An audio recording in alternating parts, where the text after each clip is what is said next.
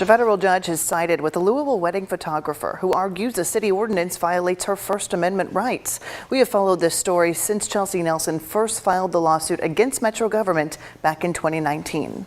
Nelson, who operates her own business, challenged the city's fairness ordinance, which has been around for nearly 25 years. It protects the LGBTQ community from discrimination in areas of employment, housing, and public accommodations. Nelson and her attorneys argued the law would force her to photograph and blog in favor of same-sex weddings. They say it would go against her religious beliefs, and this is what her lawyer said when we first covered the case. All artists should be free to choose the messages that they promote, and that's the freedom that Chelsea wants for herself as well as everyone, even people who don't agree with her on marriage.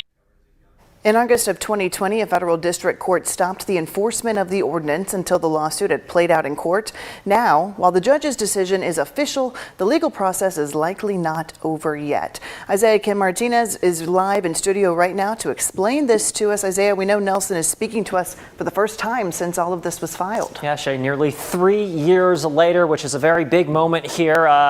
Absolutely right about that. It's important to note here, Chelsea Nelson's case still has to be upheld in what will likely be an appeal by the city. Mayor Fisher's made that very clear. Now, regardless, the federal judge's decision has already made its impact on both sides of the argument. Nelson and her attorney, Jonathan Scruggs from Alliance Defending Freedom, tell me they're relieved. They tell me this all circles around freedom of speech, specifically in the messaging Nelson wants to show on her website, or wants shown on her website, relating to her religious beliefs. Meanwhile, Chris Hartman from the Fairness Campaign says the ruling takes direct aim at civil rights for everyone and worries about the precedent it sets. Here's what both sides had to say.